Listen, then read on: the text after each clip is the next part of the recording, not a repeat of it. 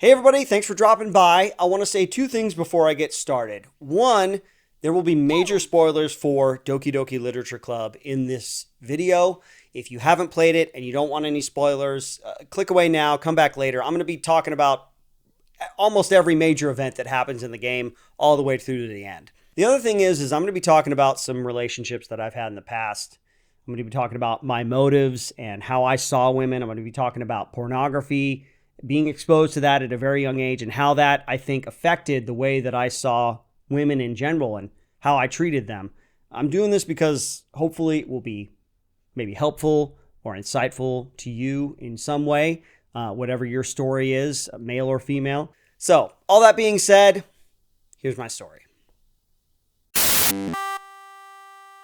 Over the course of my life, certain video games have become landmarks for big moments or significant changes. It's the meeting of who I am, my circumstances, and usually a theme or a character or an event from that game that creates a fixed point in my memory. And for me, in the late 2010s, that was Doki Doki Literature Club. If you were to look at my life from the outside, everything might seem to be going well. I was single, healthy, and a fine, upstanding Christian man. But if you were to look inside, you would see darkness and destruction in many areas of my life, especially when it came to women and relationships. And it was one major event, actually three major events, all happening one right after another, that brought me face to face with that darkness and changed me forever.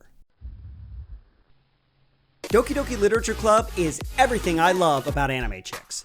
Young, hot, and not too complicated. Plus, the dating sim category is the only way to interact with women. Simple, easy, and if one of them gets annoying, you can just go on to the next one. There's so many cute women to choose from. Sayori, the cute but slightly worthless one who's always simping for you. Natsuki, the cute but bratty one who's just begging to be put in her place, but you just know she'd kinda like it if you did.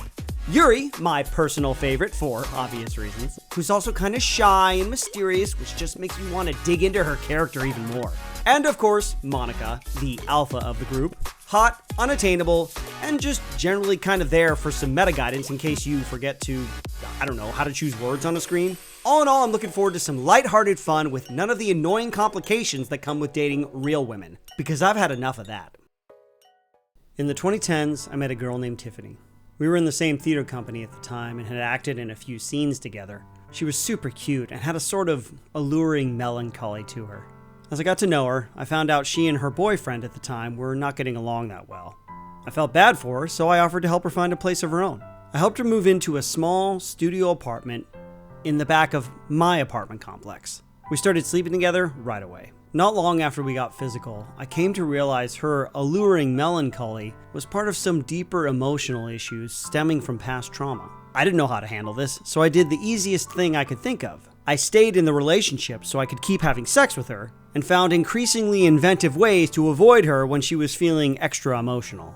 This went on for months, and months, and months. I would go to church with my family as a kid, but I didn't really know what it meant to have my own faith as an adult until a couple of years into the Army.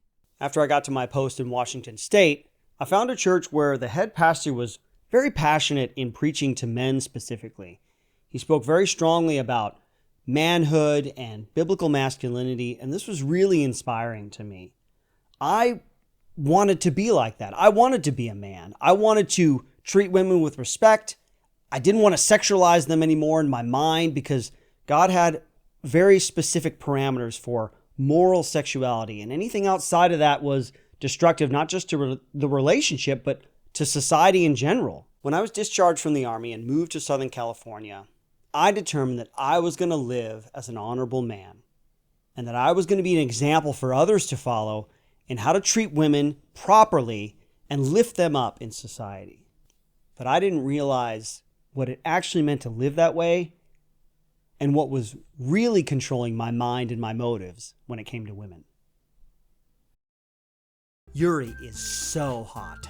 I went after her right away in the beginning, and then again after Sayori gets herself out of the way. She gets progressively weirder, but that just kind of makes her more attractive, right? Oh, I can take it. A few cuts never... Oh, what?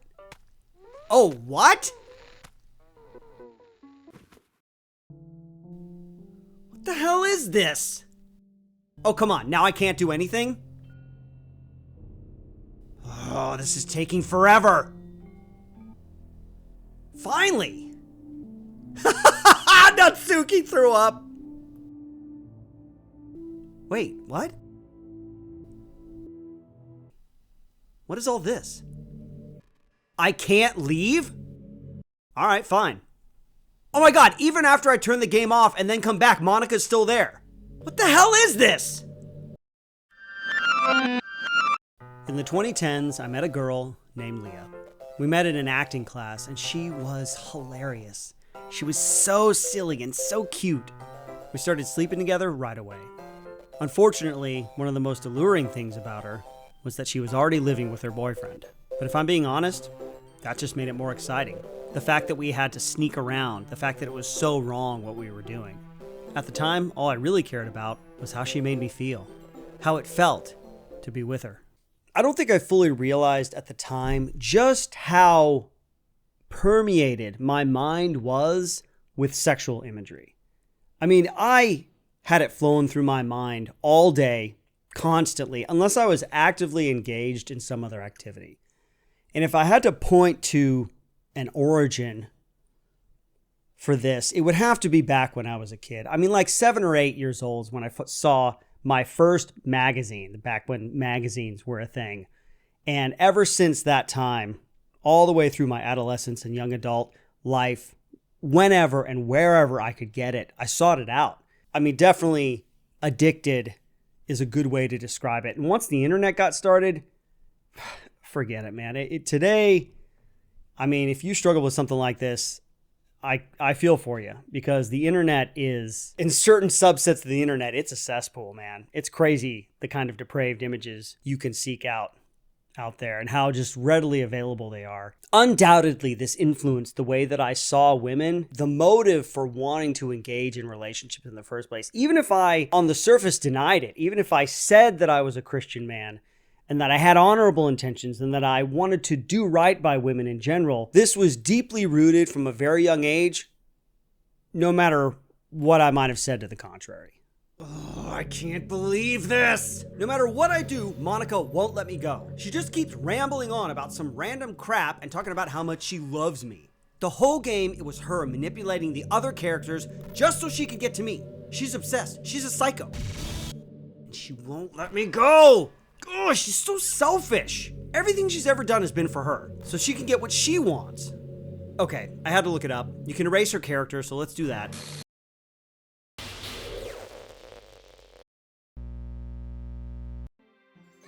All right, we're back. Oh God, not again. Now Sayori's the psycho. Oh, what?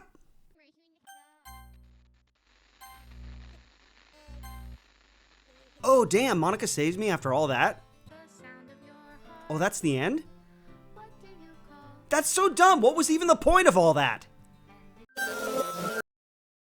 I met a girl named Jessica. We met on a film set. I was doing production work and she was an actress. The best thing about her, she was so easy to talk to. We could talk for hours. We started sleeping together right away. In the late 2010s, I was dating and sleeping with Tiffany, Leah, and Jessica all at the same time. Whatever illusions I had about living the Christian life, really what I was living for were my own sexual urges and my own need to feel good, to fill some sort of space in my heart that I felt was empty at the time. Thankfully, it all fell apart. First with Tiffany, one night I happened to leave my phone unlocked and she found the text message threads that I had with Leah and Jess. And she didn't take it too well that I was dating other women while I was with her. And I just remember being so offended that she would betray my trust like that, to look at my phone. So that was a fight that lasted all night.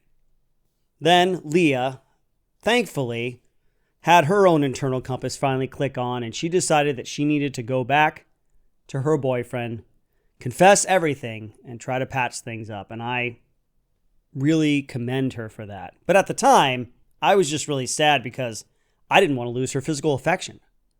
But at least I still had Jessica, right?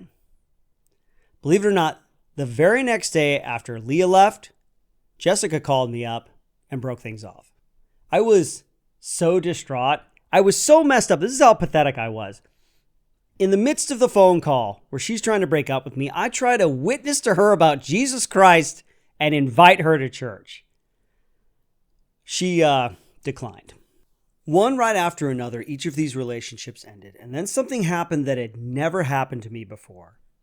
In the past, after a relationship would end, I would sort of do this self-soothing ritual.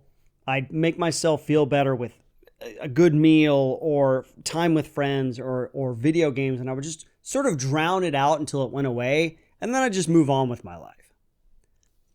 This time was different. I had knowingly engaged in 3 unhealthy relationships at the same time, and when they all ended one right after another, this weight landed on me and I couldn't shake it. I had to sit with it. And for the first time in my life, I would ask myself questions of, why did this happen? How is this my fault? Do I actually have some sort of responsibility in this matter? This was profound for me at this time because I'd never been forced to face what I had done before. If I was a Christian, why didn't I live like it? Why were sexual thoughts so prevalent in my mind? Could I stop them? I didn't think I could because they just always been a regular part of my thought life. Where would I even begin to start cleaning out my mind? In the midst of all these thoughts, one thing became clear to me. I had no business being in a relationship with a woman. Everything I'd done up to that point had been a selfish attempt to fill some sort of need within myself, and I had not really cared about how it might have affected the women in my life. I realized I had a responsibility to examine myself, how I'd gotten here, and what, if anything, I could do to course correct. And I got serious about my Christian faith, about being aware of my thought life, and somehow trying to fill my mind with something other than sexual imagery, which was very difficult because there was a lot in there. And to do what I could to reframe what a woman was in my mind, to have a new context, a better context within which I could interact with them. Not long after all these events, I played Doki Doki Literature Club for the first time, and I saw the darkness in Monika in myself. Her need to be known, her craving for intimacy and relationship and connection was all-consuming to the point where she destroyed the lives of Natsuki and Yuri and Sayori, and she even destroying the world that she lived in order to be the sole focus of the player. All I wanted was to be loved, but that was perverted. Whatever I pretended in my life, I settled for a cheap version of intimacy. I settled for just feeling good, and I didn't really care how that affected other people. When all those relationships ended, I was forced to confront the way that I lived. I had to completely blow up my mindset, my motives, and really dig deep in self-examination if I was ever going to have a chance of having a healthy relationship with any woman. I'm thankful for my experience of Doki Doki at that moment of my life because it crystallized those memories and the lessons that I learned as a result. For me personally, it was a colorful, entertaining, and deeply disturbing encapsulation of the man that I was and hope to grow beyond for the rest of my life. So thanks for watching, everybody. I sincerely hope you got something out of this. If you did, let me know in the comments below. Subscribe for more stories like this. And until next time, take care of yourselves and each other.